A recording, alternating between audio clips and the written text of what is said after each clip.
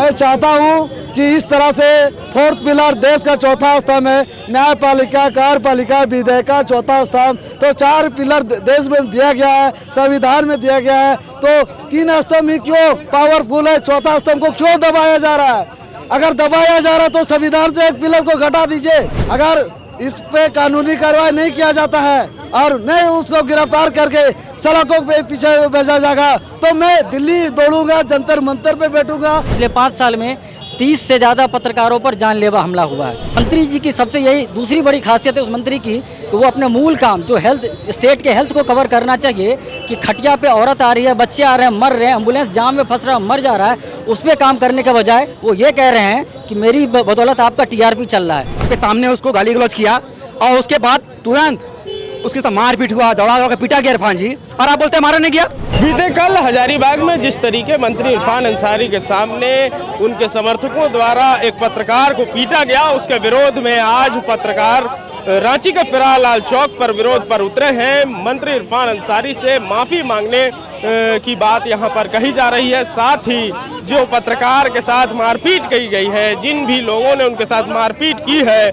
उसकी जल्द से जल्द गिरफ्तारी और सख्त कार्रवाई की मांग को लेकर पत्रकार आज फिरालाल चौक पर प्रदर्शन कर रहे हैं। हेल्थ मिनिस्टर इरफान अंसारी जब निकल रहे थे उस दौरान पत्रकार का बैट जो लिया जाता है उसी पर खबर पूरा होता है, कंप्लीट होता है, तो हम लोग सभी पत्रकार हजारीबाग का बैट ले रहे थे। उसी दौरान हम लोग क्वेश्चन पर क्वेश्चन कर रहे थे, तो क्वेश्चन जब हो रहा था जो रिलेटेड से गया वो क्वेश्चन पहला हुआ। उसके बाद हजारीबाग का जो हजारीबाग का आपका भारत मित्र संवाददाता सोनू केसरी है, वो रिलेटेड रामनवमी पर इरफान जी आप रामनवमी पर क्यों नहीं आए, उससे रिलेटेड क्वेश्चन किए, उसका जवाब दिए। उसके बाद न्यूज 18 का जो संवाददाता है सुशांत सोनी, वो रिलेटेड जो बीते हुए दिन हुआ था आपका चतरा में एयर एम्बुलेंस से जो हादसा हुआ, तो उससे रिलेटेड पूछे कि क्या अब तक उसका ये हुआ, क्या उसका मुआवजा दिया नहीं दिया, उससे रिलेटेड हुआ। कुछ देर के बाद वो क्वेश्चन जब हुआ तो मिनिस्टर जो हमारे इरफान जी झारखंड का हेल्थ मिनिस्टर है, वो कुछ देर के लिए रुकते हैं, जवाब नहीं देते हैं। उसके बाद जब उनका समर्थक, उनका गुंडा पीछे से आते हैं और मेरे ऊपर एग्रेसिव होकर आते हैं गुंडा या करके रोल में, और हम लोग को अभद्र गाली माँ बहन लगा के गाली, पत्रकार पूरा जगत को, चौथा स्तंभ को दिया गया गाली। ये मेरे ऊपर हमला नहीं हुआ, ये चौथा स्तंभ पे हमला हुआ, ये फोर्थ पिलर पे हमला हुआ है। और पूरा हम लोग को जिस तरह से ये मामला है वो पूरा मॉम मिर्ची से जुड़ा हुआ मामला है, और ये जो हुआ है किनारे में लेके हमको ये किया गया है। टारगेट सुशांत सोनी था, जो न्यूज 18 संवाददाता था, वो टारगेट था, लेकिन मैं मॉम मिर्ची से ये मामला जुड़ा पूरा है। अब विजुअल के तस्वीर के माध्यम से देख सकते हैं। कितने लोग मार रहे थे आपको? वो 50 से 60 लोग पूरा झुंड लेके हमको ये घेर के ये लेगा गया, बाहर में किनारे से पूरा घेर के, एक पैर रखने के लिए जगह नहीं तो पत्रकार को बैठ करने का, चारों तरफ से उन्हीं का पूरा जमवाड़ा था गुंडैया का। और हम लोग जब क्वेश्चन पे क्वेश्चन कर रहे तो हम लोग को ये किया गया। अच्छा, मामला दर्ज हुआ है? मामला 9:30 बजे रात कल दर्ज किया सदर थाना। गिरफ्तारी 2 हिरासत में लिया गया, सूचना मिल रहा है। अभी पुख्ता मेरे को क्लियर पता नहीं है, लेकिन सूचना मिला है, कुछ चैनलों में चल रहा है कि 2 हिरासत में लिया गया है। आप क्या चाहते हैं, क्या करवाएं? मैं चाहता हूं कि इस तरह से फोर्थ पिलर देश का चौथा स्तंभ है, न्यायपालिका, कार्यपालिका, विधायिका चौथा स्तंभ, तो 4 पिलर देश में दिया गया है, संविधान में दिया गया है, तो 3 स्तंभ ही क्यों पावरफुल है, चौथा स्तंभ को क्यों दबाया जा रहा है? अगर दबाया जा रहा है तो संविधान से 1 पिलर को घटा दीजिए। और फिर जिस तरह ये हुआ है, अगर इस पे कानूनी कार्रवाई नहीं किया जाता है और नहीं उसको गिरफ्तार करके सड़कों पे पीछे भेजा जाएगा तो मैं दिल्ली दौड़ूंगा, जंतर मंतर पे बैठूंगा और अनशन करूंगा। जब तक इसका न्याय नहीं होगा मैं वहाँ पे भूख हड़ताल पे रहूंगा, और मैं इस पे कार्रवाई करवाना चाहता हूँ। आशीष कुमार साहब, हजारीबाग संवाददाता। ये पहली घटना नहीं है। पिछले 5 साल में झारखंड में 28 और कल हुई 2 घटना, उन दोनों को मिला दिया जाए तो पिछले 5 साल में 30 से ज़्यादा पत्रकारों पर जानलेवा हमला हुआ है। रही बात ठोस कार्रवाई की, तो चूंकि हमारे कामकाज का जो तरीका है कि हम आज आंदोलन में हैं, कल फिर हम उसी काम में लग जाएंगे, क्योंकि हमारा वो मूल काम है। और यही एक पत्रकार की खासियत है कि सब कुछ होते हुए भी अपने मूल काम को नहीं छोड़ते हैं। और मंत्री जी की सबसे यही दूसरी बड़ी खासियत है उस मंत्री की कि वो अपने मूल काम जो हेल्थ स्टेट के हेल्थ को कवर करना चाहिए कि खटिया पे औरत आ रही है, बच्चे आ रहे हैं, मर रहे हैं, एम्बुलेंस जाम में फंस रहा है, मर जा रहा है, उस पर काम करने के बजाय वो ये कह रहे हैं कि मेरी बदौलत आपका टीआरपी चल रहा है। तो मंत्री को टीआरपी को छोड़ के किसी पत्रकार या मीडिया चैनल के टीआरपी को छोड़ के अपने डिपार्टमेंट और स्टेट के हेल्थ के कंडीशन की चिंता करनी चाहिए। पहले तो इरफान जी से एक सवाल करते हैं हम कि इरफान जी,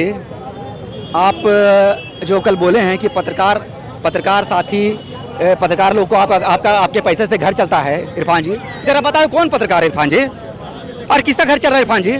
ये सब आरोप आप मत लगाइए इरफान जी, आपको हम लोग चेतावनी दे रहे हैं। और रहा बात की कल जो घटना हुआ है हजारीबाग में, आप बोलते कुछ नहीं हुआ है, आप तो गलत बोल रहे हैं। आपके सामने लाल टी शर्ट लड़का है, लाल टी शर्ट में, हाँ, आपके सामने उसको गाली गलौज किया और उसके बाद तुरंत उसके साथ मारपीट हुआ, दौड़ा पीटा गया इरफान जी, और आप बोलते मारा नहीं गया।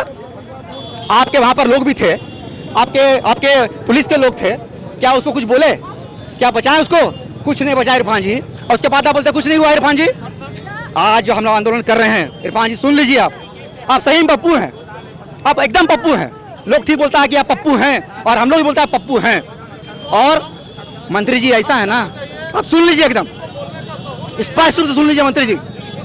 आज आंदोलन फिलहाल चौक पर हुआ है, कल आपके घर के बाहर भी होगा। अगर आप उस लड़के के ऊपर कार्रवाई नहीं किए और अगर माफी आप नहीं मांगे तो आपके घर भी हम लोग घेराव करेंगे और ये आंदोलन रुकेगा नहीं इरफान जी, जब तक आप कार्रवाई नहीं करेंगे। हम लोग मांग करते हैं माननीय मुख्यमंत्री से भी कि इरफान जी को बर्खास्त करें आप। और एक बात और है इरफान जी, आप नोटिस भेजते हैं सबको, क्या नोटिस भेजते हैं जी? पत्रकार कुछ पूछेगा नहीं, सवाल नहीं करेगा तो नोटिस भेज दीजिएगा आप। हम लोग आपसे आग्रह कर रहे हैं इरफान जी, शांतिपूर्वक बोल रहे हैं अभी भी, आप कार्रवाई कीजिए, नहीं तो आंदोलन होगा, इसके बाद और आंदोलन होगा जब तक कार्रवाई नहीं होगा। इरफान जी, आप ये गुंडे अगर रांची में हैं, आप रांची को भेज दीजिए, हम लोग इंतजार कर रहे हैं रांची में। हम लोग गुंडागर्दी नहीं करते इरफान जी, लेकिन अगर गुंडागर्दी में उतर गए इरफान जी ना, तो हम लोग उसको छोड़ेंगे भी नहीं। और आप जो मानहानि का नोटिस भेजते हैं ना इरफान जी, हाँ, अगर पत्रकार नोटिस भेजना शुरू कर देगा ना तो आप कहीं नहीं बचिएगा। आपसे अभी भी आग्रह कर रहे हैं, जो लाल टी शर्ट में लड़का है उसको आप गिरफ्तार करिए, करवाइए इरफान जी, और माफी मांगिए। नहीं तो आंदोलन अभी शुरू हुआ है ना, आंदोलन आपके घर तक जाएगा और माननीय मुख्यमंत्री जी के घर के बाहर भी जाएगा इरफान जी। आपसे अभी भी आग्रह कर रहे हैं हम लोग। कल जो घटना घटी पत्रकारों के साथ, आज पत्रकार साथ पर है जी, क्या कहेंगे? मंत्री इरफान का रवैया भी सवालिया निशान। मंत्री इरफान अंसारी को बोलने का कोई शऊर ही नहीं है, कब क्या बोलना है नहीं बोलना है उसको ढंग ही नहीं है। मैं सबसे पहले मांग करता हूं माननीय मुख्यमंत्री हेमंत सोरेन जी से कि अविलंब इनको बर्खास्त किया जाए, और हम लोग का संघ जो है ये कांग्रेस के राष्ट्रीय अध्यक्ष मल्लिकार्जुन खड़गे, राहुल गांधी जी को भी हम लोग चिट्ठी भेजेंगे कि ऐसे मंत्री को रखने से आपकी पार्टी की छवि धूमिल होगी, इसलिए अविलंब बर्खास्त किया जाए। क्या कहेंगे? देखिए, जब सत्ता का गुरूर सर पे चढ़ के बोलता है तभी ऐसी परिस्थितियाँ आती हैं। मुझे इरफान अंसारी से क्या कहना है, वो तो जो कह रहे हैं, पर मुझे मुख्यमंत्री से कहना है कि वो इस बात को समझें और पत्रकारों पर हो रहे हमले को संज्ञान के रूप में लें, और जिस पत्रकार पे हमला हुआ उसके अपराधी को सख्त से सख्त सजा दिलाएं। मुझे मेरी मुख्यमंत्री से यही अपील है। आज मंत्री के गुंडे इस हाल तक पहुंच गए, पत्रकारों को मारा जा रहा है, इवन दौड़ा के मारा जा रहा है, और आगे भी मारा जाएगा, इसकी भी गारंटी है। नेशनल चैनल के पत्रकार को मार हुआ तो पत्रकार है ना, किसी भी चैनल में है, उससे क्या फर्क पड़ता है? उसका काम खबर लाना है और जनता के बीच ले जाना है। अगर वो खबर लाने के दौरान मार खा जा रहा है तो खबर लाने तो नहीं जा पाएगा ना। प्रशासन की मौजूदगी में मारपीट हो रही है, मंत्री की मौजूदगी में हो रहा है, प्रशासन क्या करेगी वहाँ? मंत्री बड़ा है ना, मंत्री जब पहुँच रहे हैं तो तमाम पदाधिकारी तो मंत्री के इर्द गिर्द हैं। जब मंत्री की बेशर्मी इस हद तक है तो फिर वहाँ अधिकारी क्या करेंगे? और मंत्री की बेशर्मी इस हद तक बाद में कह रहे दुकानदारी चलता है। फॉलोअप पर मानहानि हुआ, स्वराज पोस्ट पर एफआईआर हुआ, मुझ पर एफआईआर हुआ, अगर इस वक्त ही हम विरोध में आते तो ये मारपीट का नौबत नहीं है। मेरे विचार में दो बातें होनी चाहिए। पहले तो मंत्री जी को के सामने घटना हुई है, इसलिए उनको माफ़ी मांगनी चाहिए थे पत्रकारों से कि भाई आने में इस तरह की गलती उनके सामने हो गई, और इसके लिए वो खुद जिम्मेदार नहीं हैं, और जो भी जिम्मेदार हैं उन पर कार्रवाई की जाएगी। ये इतना बोलने में मंत्री जी को क्या जाता था, तो पता नहीं अब क्यों वो अड़े हुए हैं, और ये तो वही जाने। और अब तो बात उनसे ऊपर चली गई है, तो माननीय मुख्यमंत्री जी को चाहिए कि इसका संज्ञान ले और इस मामले में जांच करवा के और जो भी दोषी हैं उन पर कार्रवाई करें। गोल, जहां 27 वर्षों के सफर में 17,000 से भी अधिक छात्रों ने डॉक्टर एवं इंजीनियर बनकर भरे सफलता की ऊंची उड़ान, जहां साधारण छात्र भी झारखंड टॉपर्स बनकर बना रहे इतिहास। दूरदर्शी शिक्षाविद श्री विपिन सिंह के मार्गदर्शन में मेडिकल एवं इंजीनियरिंग के लाखों छात्रों के लिए आशा की किरण के रूप में गोल, नेशंस लीडिंग इंस्टीट्यूट। प्रतियोगिता परीक्षा की तैयारी का एकमात्र संस्थान NIBM banking, SSC, railway, JPSC परीक्षा की करे तैयारी। जौहरी का भूमिका ये संस्था अदा कर रही है और हीरा चमक रहा है। पूरे NIBM परिवार को मैं तहे दिल से धन्यवाद देती हूँ कि उन्होंने अपने कुम्हार के रोल को बहुत अच्छी तरह से निभाया। मेरा सिलेक्शन IBPS CSA में बैंक ऑफ महाराष्ट्र में हुआ है। करंटली मेरा RRBPO में हुआ है। मेरा सिलेक्शन बैंक ऑफ इंडिया में एज ऑफिसर स्केल 1 हुआ है। मेरा सिलेक्शन इंडियन ओवरसीज बैंक में एज PO हुआ है। NIBM झारखंड का एकमात्र संस्थान। बायोम इंस्टीट्यूट नीट की तैयारी के लिए एक भरोसेमंद नाम। यहाँ अनुभवी फैकल्टी, स्मार्ट क्लासरूम और बेहतरीन टीचिंग मेथड से स्टूडेंट्स को मिलती है मजबूत तैयारी। यहाँ हर स्टूडेंट को मिलता है पर्सनल गाइडेंस और डाउट क्लियरिंग का पूरा सपोर्ट। नीट 2027 और 28 के लिए फेज 2 बैच 30 अप्रैल से शुरू हो रहा है। आज ही बायोम इंस्टीट्यूट से जुड़े और अपने डॉक्टर बनने के सपने को दे सही दिशा। बायोम इंस्टीट्यूट सिर्फ मेडिकल प्रिपरेशन का संस्थान। काम की तलाश है, भरोसेमंद नौकरी चाहिए? जुड़िए ANG के साथ, जहां श्रमिक सबसे पहले। 12 घंटे की ड्यूटी, हर दिन 3 समय का खाना, मुफ्त रहने की सुविधा, आपकी सुरक्षा के लिए इंश्योरेंस, ओवर टाइम का लाभ, PF सीधा क्लाइंट से, समय पर पूरा वेतन और जरूरत पड़ने पर एडवांस पे। ANG मैन पावर सॉल्यूशंस, सम्मान के साथ काम, भरोसे के साथ कमाई। आप भी है देश सेवा के लिए तैयार तो आपका सपना होगा साकार। 10th 12th के बाद NDA में जाने का रास्ता रॉ डिफेंस एकेडमी करेगी आसान। और एडमिशन से पहले सभी जरूरी क्राइटेरिया की जांच की जाती है, जैसे height, weight, eye rotation, chest measurement, carrying angle, colour blindness. यहाँ एक्स एंड सर्विंग ऑफिसर्स के गाइडेंस में रेगुलर SSB और वो सब कुछ जो आपके एग्जाम क्रैक करने के लिए जरूरी है। मतलब एडमिशन से पहले ही आपको पता होगा कि कहाँ मेहनत करनी है। तो ज्यादा इंतजार मत कीजिए, क्योंकि नए बैच की डेट अनाउंस हो चुकी है और अधिक जानकारी के लिए स्क्रीन पे दिए गए नंबर पर संपर्क करें।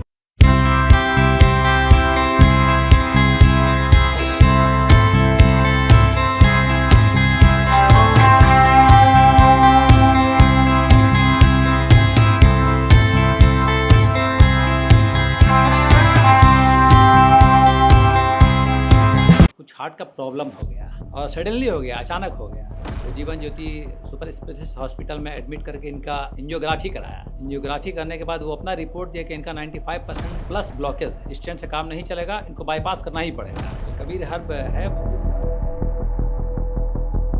जब यहाँ पहुँचे फर्स्ट टाइम में इनको दिखाया तो माशाल्लाह रिपोर्ट बहुत बढ़िया है। 1 सप्ताह अंग्रेजी दवा चलाना है, उसके बाद दवाई बंद कर देना है। thefollowup.in Like, share and subscribe. www.thefollowup.in